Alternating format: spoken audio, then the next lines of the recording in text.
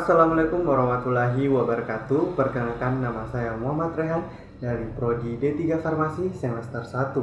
Pada video ini saya akan membahas secara singkat mengenai peran mahasiswa dalam membangun demokrasi, supremasi hukum, dan bela negara di era digital.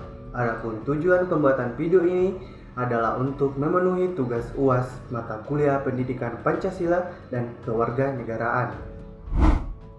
Demokrasi Pancasila adalah sistem demokrasi yang berlandaskan nilai-nilai Pancasila, terutama musyawarah mufakat, penghormatan terhadap hak dan kewajiban warga negara, persatuan nasional, dan keadilan bagi seluruh rakyat Indonesia.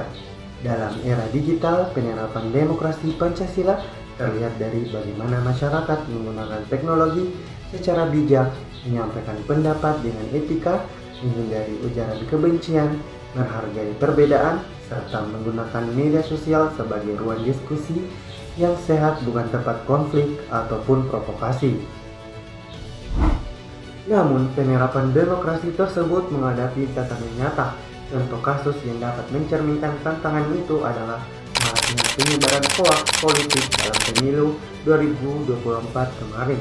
Banyaknya berita palsu tersebut di media sosial mengenai kandidat tertentu, mulai dari manipulasi biodata, rekayasa foto, hingga fitnah yang memicu polarisasi. Secara hukum, penyebab hoaks dapat dikenai Undang-Undang ITE karena merugikan kepentingan publik, namun dalam praktiknya, masyarakat menilai penegakan hukum karena tidak konsisten sebagai kasus diproses cepat sementara yang lain tidak ditindak.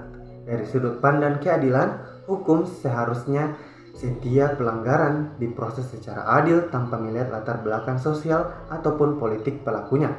Konsistensi hukum menjadi penting agar demokrasi berjalan sehat dan kepercayaan masyarakat tidak hilang. Kasus tersebut menunjukkan bahwa ancaman bagi Indonesia di era digital sangat nyata, terutama dalam bentuk radikalisme digital, hoaks, polarisasi politik, dan perpecahan sosial. Disinilah peran bela negara mahasiswa menjadi sangat penting, bukan dalam bentuk militer, tetapi melalui kontribusi sipil yang relevan dengan dunia digital.